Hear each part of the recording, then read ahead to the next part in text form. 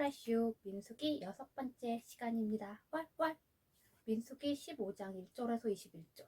앞서서 13장, 14장에서는 백성들이 가데스 바네아에서 고기 내놓으라 그러고 애굽에서 막 이것저것 막 실컷 먹었다 그러고 마치 노예가 아니었던 척했죠. 그래서 하나님께서 그들에게 메추라기 고기를 내리신 다음에 그들을 심판을 하셨죠.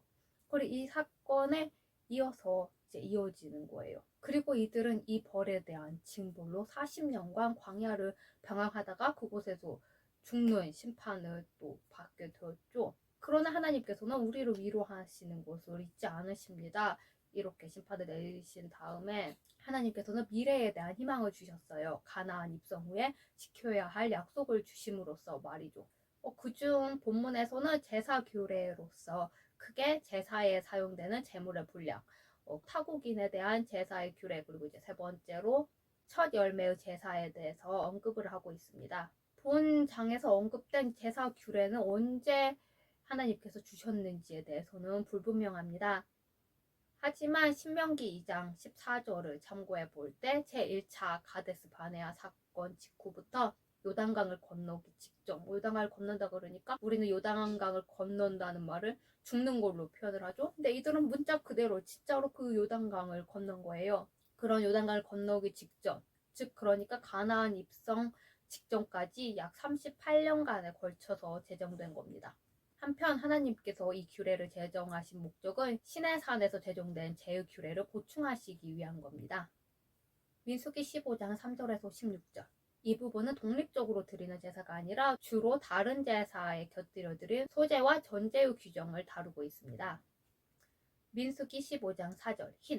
흰은 작은 항아리를 의미하는 애굽어에서 유래하였으며 액체의 부피를 측정하는 단위로 약 3.7리터에 해당합니다. 소제, 화목제나 번제를 드릴 때 함께 드리는 제사이며 해마다 정해진 절기에 하나님께 곡식 예물을 바치는 제사입니다. 민수기 15장 5절. 전제, 레위 법률에서는 항상 전제와 소제를 동시에 언급을 합니다. 전제는 화제 위에 불러드리는 화제 위에 포도주 또는 독주를 부어드리는 제의로서 하나님께 완전한 만족을 드린다는 의미가 있습니다. 근데 화제 위에 이런 술을 부으면 물이 되게 활활 타올랐겠죠. 알코올을 붓는 거니까. 민수기 15장 8절 화목제, 화해하다, 보답하다, 화친하다라는 뜻의 동사 살롬에서 파생된 말로 하나님과 이스라엘 백성들 사이에 올바른 관계가 형성되기를 바라는 마음에서 드리는 제사를 가리킵니다. 한편 화목제는 감사제, 서원제, 낙헌제 이렇게 세 가지로 분류가 됩니다. 민수기 15장 9절 소제, 곱게 빻은 밀가루를 누룩 없이 기름에 발라서 그냥 구운 떡을 말합니다. 기름은 오늘날로 따지자면 버터 같은 거겠죠? 그리고 이 떡을 소금하고 유향과 함께 하나님께 바치는 제의를 의미합니다. 행위의 거룩함을 상징하는 소제는 생명의 원천이신 여호와께 온 삶을 봉헌한다는 의미가 담겨 있습니다. 민수기 15장 10절 화제, 불 피우다, 태우다라는 뜻에서 파생된 이 말은 희생 제물을 불에 태워드리는 제의를 의미합니다. 민수기 15장 11절 12절 각기 수요에 맞게 하라. 소제와 전제의 양은 각 제사의 규모, 즉 제사의 양과 그 가치에 따라서 정해졌습니다. 어린 양, 어린 염소는 전제의 양은 포도주 4분의 1흰, 소제의 양은 고운 가루 10분의 1 에바, 기름 4분의 1흰이었습니다. 수양은 전제의 양은 포도주 3분의 1흰, 소제는 고운 가루 10분의 1 에바와 기름 3분의 1흰, 수송아지 전제의 양은 포도주 2분의 1흰과 소제의 양은 1분의 3 에바와 기름 2분의 1흰입니다. 민수기 15장 15절 여기 회중이라는 단어가 나와요. 회중은 그냥 군중 대중과는 전혀 다른 의미로 어떠한 소기의 목적을 가지고 이게 함께하는 무리를 가리킵니다.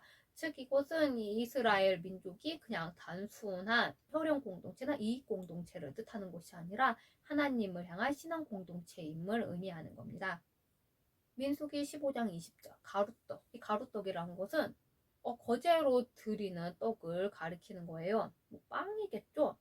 밀가루를 사용한다는 점에서 소제와 같기야 하지만 소제는 고운 가루를 들였다면 여기서는 이 가루를 좀 거칠게 빻았어요. 그런 점에서 이제 소제하고 다른 겁니다. 그리고 이것을 타작마당에 거제같이 드리라고 하십니다. 이것은 타작한 마당에 맨 처음 거두어들인 이삭이나 곡식을 하나님께 바치는 것 같이 첫 곡식으로 이렇게 떡을 만들어서 같은 방법으로 하나님께 거제로 바치라는 의미입니다. 민수기 15장 21절. 거제란 제물을 높이 들어 올렸다가 이렇게 내려서 드리는 제사예요. 제사장이 제물을 이렇게 위로 들어 올린다는 것은 하나님께 바치는 걸 의미하는 것이고, 다시 이렇게 내리는 것은 그 제물이 제사장의 몫으로 돌려졌다는 의미를 가집니다. 민수기 15장 22절에서 31절. 여러 가지 제사에 대한 제도에 이어서 이스라엘 회중이나 개인이 부지 중에 모르는 사이에 지은 죄를 속하는 제사에 관한 규례입니다. 앞서 말했듯이 실수로 지은 죄를 의미하는 거죠. 그 중에서도 22절에서 26절은 회중 전체가 그를 범하였을 때, 그러니까 회중 전체가 몰래 지었거나 관습화되어 버렸어요, 그 죄가. 그래서 짓는 사람이 죄인 줄도 모르고 지었어요. 그랬을 때 이렇게 속죄제를 드리는 방법에 대한 기술입니다. 그리고 27절에서 29절은 개인이 범죄하였을 때 드리는 속죄제에 대한 기술입니다. 그리고 30절에서 31절은 고의로 범한 죄는 용서하지 않으시리라는 하나님의 경고입니다. 민수기 15장 23절. 명령할 날 이후부터 대대에 지키지 못하여 인간이 율법을 통해서는 결코 구원에 이르지 못할 것임을 여기에 이제 나타나고 있어요. 한편 하나님께서는 이 말씀을 통하여 새로운 구원의 계시가 전개될 것임을 미리 예시하고 계신 거예요. 예수 그리스도의 보혈의 피로써 우리는 깨끗하게 씻기게 되었죠. 민수기 15장 24절. 부지 중에 범죄하였거든 속죄제를 드리라고 말씀을 하세요.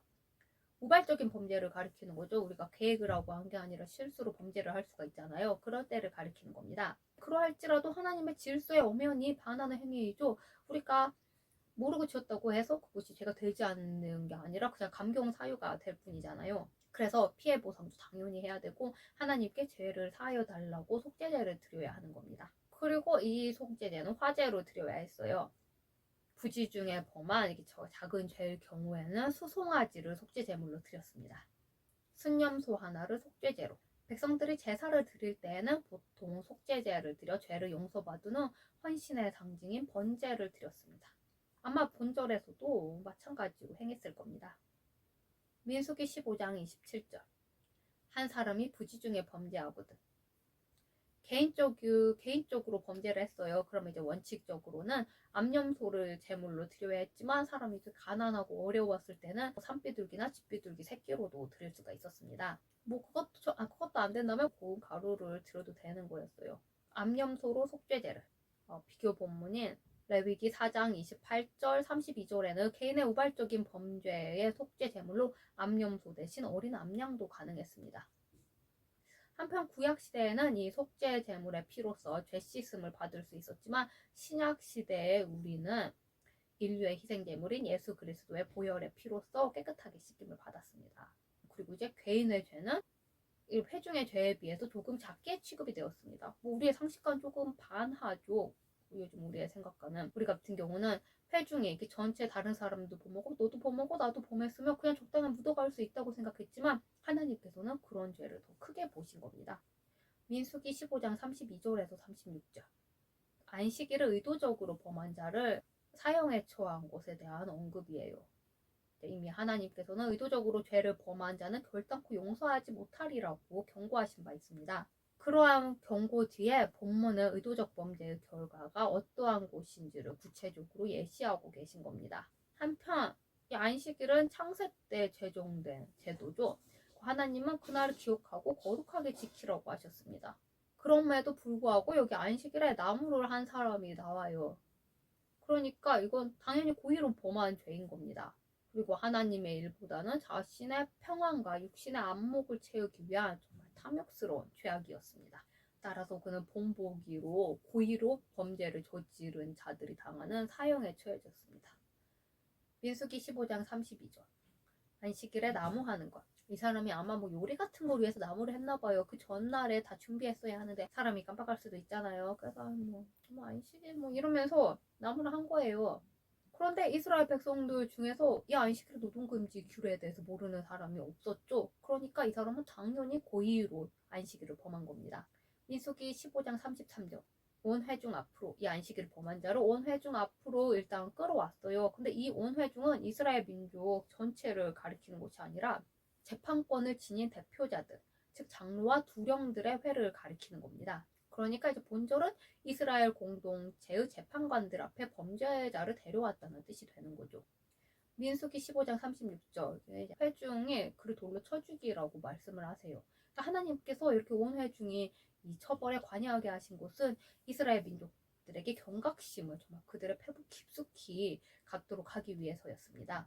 한편 이 돌로 쳐 죽이는 처형 방식은 히브리 사회에서 가장 극악한 범죄를 저지른 자에 대한 사형 방법입니다. 여기에는 우상숭배자, 신성모독자, 부모에게 대적한 자, 간음한 자 같은 자들이 이러한 법에 의해 사형에 처해졌습니다. 민수기 15장 37절에서 42절 이스라엘 백성들은 하나님께서 소유로 삼으신 거룩한 백성들입니다. 따라서 그들은 세상과는 구별된 삶을 살아야 했습니다. 이를 위해서 하나님께서는 여러 가지 규례를 제정을 해주셨죠. 하나님의 거룩한 백성이요.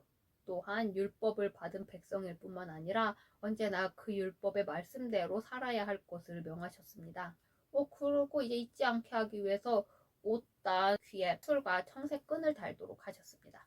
학자들에 따르면 이 술에 해당하는 치치트가 600이라는 수로 나타내기 때문에 이는 청색끈과 함께 613개의 율법 조문을 가리킵니다. 그리고 청색은 하늘을 상기시키는 색이라고 합니다. 이 청색 염료는 뿔고동 달팽이에 그냥 달팽이 그 자체도 아니고 달팽이 땀샘에서 추출한 염료예요. 그 옛날에 땀샘에서 조그만 달팽이 땀샘에서 이 청색 염료를 추출했으면 얼마나 고도의 기술이 필요했겠어요. 그래서 이 청색 염료는 굉장히 귀한 염료였습니다. 그리고 수많은 부조, 그림, 그런 예술작품 같은 거나 문헌이 입증하듯이 장식용 단은 고대 근동 패션에서 굉장히 흔한 거였습니다. 그리고 이 단의 디자인은 종종 그 사람의 직위나 지위를 나타냈습니다. 민수기 16장 1절에서 3절 이스라엘 광야 여종이 하나님께 대한 반역과 원망으로 점철되어 있음은 이미 앞에서 여러 장에 잘 나타나고 있죠. 본장 역시 이런 짓을 한 겁니다. 그 가운데서도 본문은 고라와 그 일당이 이스라엘 백성 전체로도 썼는데 그 일당이 모세와 아론을 상대로 반란을 일으킨 겁니다. 반란의 주동 세력은 레위 지파의 고라와 루벤 지파의 다단과 아비람, 온이었는데 이들은 각기 제사장직과 정치적 주도권을 차지하려는 의도를 가지고 있었습니다. 레위 지파 고핫의 손자인 고라는 모세와 아론의 사촌이기도 했어요. 그러니까 제사장직을 아론의 가족이 독점하는 것을 굉장히 불만스럽게 여기고 있었습니다. 그리고 루벤 지파의 다단과 아비람과 온은 혈통적으로 루벤 지파였어요. 루벤 지파가 누구예요? 바로 장자죠. 장자권을 뺏기긴 했지만 장자입니다.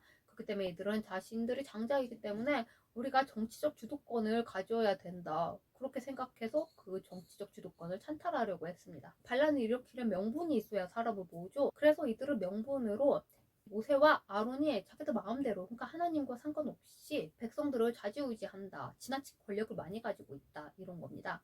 하지만 모세와 아론은 이제 아론은 없는데 이분을 모세로도 쓰고 아론으로도 썼는데 같이 나오니까 수가 모자라네요.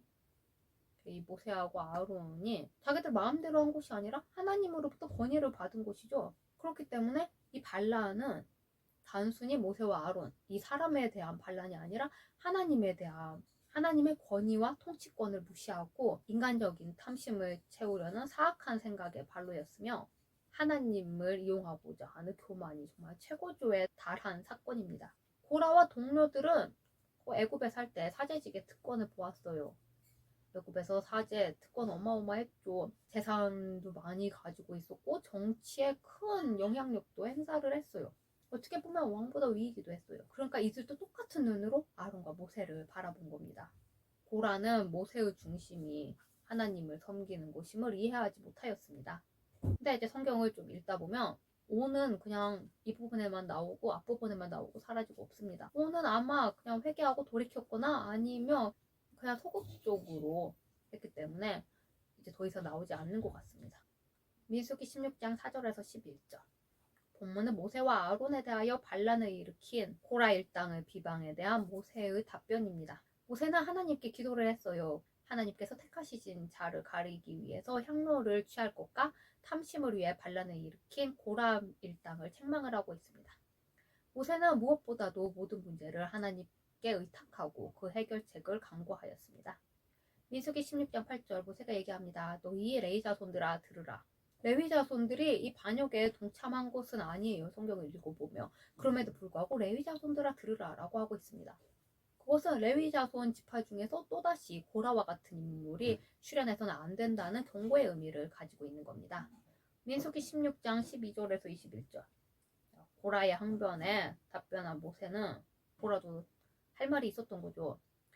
고라와 행동을 같이 했던 다단과 아비람의 얘기도 한번 뭐라고 하는지 한번 드러나 보자. 그리고 다단과 아비람을 소환을 해요. 근데 이 다단과 아비람이 좀 건방졌던지 교만했던지 아니면 좀 무서웠던지 나타나지 않는 거예요. 비겁한 놈들인 거죠. 그러고는 이제 뒤에서 이제 백성들 사이에서 젖과 꿀이 흐르는 애굽에서 이 백성들을 끌어내어 광야에서 죽게 하고 또 백성들로 하여금 판단력이 흐려지게 했다고 막 백성들 사이에 모세를 비방하고 안 좋은 여론을 만들어요. 이 모세는 이 비방을 듣고 다단과 아비람의 비방을 듣고 그 비방이 단순히 모세 한 사람에게만 국한된 것이 아니라 자기를 이스라엘의 지도자로 세우시고 애굽에서 인도하신 하나님의 주권과 통치권에 대한 심각한 도전임을 깨닫게 됩니다. 그리하여 하나님 앞에서 옳고 그름을 판단해 주시도록 요청한 겁니다. 민수기 16장 12절 우리는 올라가지 않겠노라. 대부분의 다른 모반자들과 달리 다단과 아비람은 루벤 지파에 속했던 자들로서 앞에서도 설명했지만 제사장직을 바란 것이 아니라 정치권을 바란 겁니다. 왜냐하면 그들은 모세의 명령에 불응하였을 뿐만 아니라 모세의 지휘권에 대해서 집중적으로 불만을 토로했기 때문입니다. 민수기 16장 3절 다단과 아비람이 모세를 비방할 때 우리를 젖과 꿀이 흐르는 땅에서 인도에 내었다고 하는 거예요. 그럼 그곳이 어디겠어요? 애굽을 가리키는 말이죠. 이 말이 얼마나 폐역한 말이에요. 하나님께서는 이 말을 가나안 땅을 가리키는 말로 사용하셨는데 이들은 이 말을 감히 애굽을 가리키는 말로 사용하는 겁니다. 제정신이 아니죠. 근데 거기 가서 왕노릇 할 수 있을 거라고 생각한 건가? 뭐 그냥 백성들을 선동하기 위해 한 말인 걸까? 그렇습니다. 민수기 16장 14절 그리고 다단과 아비람이 모세에게 이 백성들의 눈을 빼려느냐라고 하는 겁니다. 눈을 빼면 앞이 안 보이죠. 판단력을 흐리게 만든다는 의미입니다. 막 이 마음대로 끌고 가려고 하고 민수기 16장 16절에서 18절 각기 향로를 취하여 회막문 앞에 서니라. 그러니까 모세가 이러한 제안을 해요. 향로를 취해서 장막 앞에 서라. 고라 일당은 굉장히 자신만만했어요. 그래서 그 말대로 향로를 들고 회막문 앞에 섭니다. 하나님께서 누구를 지도자로 택할지 알아보기 위해서 말이에요. 이들이 얼마나 교만합니까? 하나님도 속일 수 있다고 생각하고 하나님도 자기 편이라고 생각하니 말입니다. 민수기 16장 19절 고라가 온 회중을 모아놓고 그 두 사람, 그러니까 모세와 아론을 대적하려고 합니다. 모세와 아론을 원망했던 이스라엘 백성들을 이 두 사람에게 직접 대적하고 나서 고라 일당에게 얼른 동조를 하는 거예요. 이스라엘 백성들은 지금 새로운 지도자를 열망하고 있었죠. 그렇기 때문에 이들의 선동에 쉽게 가담한 겁니다. 그러니까 이 고라 무리도 이것을 노린 거죠. 백성들이 동요하고 있었던 걸 알고 있었던 것이고 민수기 16장 23절에서 40절 반역의 무리에 대한 하나님의 보응에 관해서 언급하고 있는 부분입니다. 그 중에서 23절, 24절은 처벌에 앞서 반역의 무리와 이스라엘 회중을 분리하라는 하나님의 지시입니다. 그리고 25절에서 27절은 명령에 따라서 온 회중이 이제 반역자들이 장막에서 떠나는 거예요. 그리고 28절에서 30절은 하나님께서 반역자들을 무서운 재앙으로 심판하시리라는 모세의 설명입니다. 다음으로 31절에서 35절은 반역자들에 대한 하나님의 초자연적인 심판 장면이며 36절에서 40절은 반역자들의 향로로 이 향로도 이미 하나님께 바쳐진 거룩한 게 돼버렸어요. 잘못된 거긴 하지만 그래서 이거를 편처를 만들어서 그런 기념물로 삼는 장면입니다. 민수기 16장 25절 이스라엘 장로들이 모세를 따랐어요. 고라의 반역에 처음에는 장로들이 동조하였지만 돌이키고 사태 수습을 위해 앞장섰음을 의미합니다. 민수기 16장 26절 모세가 백성들에게 반역자들의 물건을 손도 대지 말라고 하십니다. 이것은 죄로 오염되지 못하게 하기 위한 조처이며 반역에 대하여 추후의 미련도 갖지 않도록 하기 위한 것입니다. 민수기 16장 27절 다단과 아비람은 그 처자와 유아들 어린 아이들까지도 함께 자신들의 장막 앞에 섰어요. 참 자신만만하기도 하죠. 처자들까지 그렇게 동원을 하다니. 그로 인해 이 두 가족은 모두 몰살당하고 맙니다. 하지만 고라의 가족들은 반역에 동참하지 않았기 때문에 살게 됩니다. 모두 구원을 받은 거죠. 민수기 16장 30절 세일을 행하사. 본구절은 이제껏 없었던 듣도 보도 못한 이상한 방법으로 반역의 주동자들이 죽게 되리라는 것을 암시하는 겁니다. 민수기 16장 31절 모세가 이렇게 말을 마치자마자 갑자기 땅이 갈라지는 거예요. 그리고 반역의 주동자들이 땅에 들어가게 되는 거예요. 하나님께서 모세를 지도자로 택하셨음을 확증해 주시는 장면이죠. 고대 근동의 전승에서는 보통 지하계를 벌린 입으로 표현을 하고 있습니다. 그래서 아무도 그들이 지진과 같은 자연적 사건으로 죽었다고 주장할 수가 없게 된 거죠. 민수기 16장 32절 고라에게 속한 모든 사람. 고라의 가족들을 일컫는 말이 아니라 고라의 반역에 열정적으로 동조한 자들을 가리키는 말입니다. 왜냐하면 고라의 아들들은 이 고라의 견해에 동조하지 않았어요. 그럼으로써 모두 살아남았죠. 훗날 다윗 시대에 그들의 후손들은 성전 문지기, 찬양대 등의 일을 맡게 됩니다. 민수기 16장 33절 산채로 수월에 빠지며 고라에게 속한 모든 사람들이 산채로 땅이 갈라져서 산채로 땅속으로 들어가 버리게 된 거예요. 정말 아비 그 안에 지옥을 연상케 하는 장면이죠. 그들이 생매장 당하는 고통은 보는 사람의 상상을 초월한 것입니다. 여호와의 주권에 도전하는 것이 얼마나 무서운 결과를 초래하는 것인가를 잘 보여주고 있는 것이죠. 미국에 탈출 전문 마술사가 있었어요. 지금은 죽고 없는데 손 같은 걸 묶고 몸을 묶은 다음에 물속에서 그거 끈 같은 걸 풀고 물속에서 탈출하고 그런 퍼포먼스를 벌이는 마술사였는데 이 마술사가 한 번은 대중들 앞에서는 아니고 친구들 몇 명을 모아놓고 땅에 그냥 그대로 생매장 당한 다음에 그걸 탈출하는 퍼포먼스를 했어요. 그 일이 제일 무서웠다고 하더라고요. 왜냐하면 그때도 손이 묶였던 것 같은데 그걸 이제 풀고 그 땅 속이니까 막 그걸 막 이렇게 허우적거리면서 파려고 하다가 숨을 쉬면 흙하고 흙이 코랑 입속으로 들어오고 그래 정말 죽는 줄 알았다고 하더라고요. 민수기 16장 34절 이 고라의 일당들이 땅속에 파묻히면서 막 비명을 질렀어요. 그걸 듣고 이스라엘 민족들이 막 도망을 간 거예요. 혼비백상 해가지고 얼마나 무서웠겠어요 이 장면이. 민수기 16장 35절 불이 나와서 250명을 소멸하였더라. 고라와 구추종 세력 및 다단과 아비람과 그들의 가족들에 대한 지진 심판 후에 하나님은 그때까지 회막문에 서 있던 250명의 고라 일당들이 향로를 가지고 있었어요. 그래서 하나님께서 이 일당들을 불로 심판하신 겁니다. 한편 여기에 사용된 불은 앞서서 나답과 아비후가 잘못된 불을 하나님께 드린 적이 있었죠. 이것과 같은 스타일, 같은 성격의 불로서 하나님의 초자연성이 반영된 불입니다. 민수기 16장 37절 엘르아살에게 명하여 이게 하나님의 불로 심판을 하셨으니까 막 불에 탄 시체들이 나뒹 굴고 있었을 거 아니에요. 250명이나.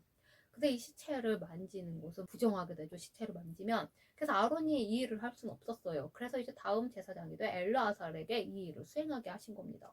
끔찍하죠. 불에 탄 시체라니.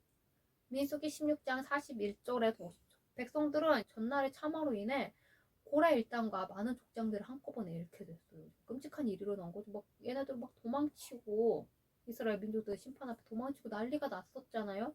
그럼 하나님 앞에서 두려워하면서 엎드리고 자신들의 죄로 회개해야 되는데 오히려 모세하고 아론은 원망하는 거예요. 너희들 때문에 이렇게 사람들이 많이 죽었다고. 이처럼 하나님의 분명한 심판과 징계로 봤음에도 불구하고 세상적인 정분의 얼매인 백성들은 아무것도 깨닫지 못합니다. 고라 일당의 일로 원망하던 백성들은 하나님께서 내리신 연병으로 인하여 14,700명이 급사하는 재앙을 겪게 됩니다. 만약에 이때 아론의 또 중보기도가 없었더라면 이스라엘 백성들은 몰살당하고 말았겠죠. 오늘은 여기까지입니다. 다음에 만나요.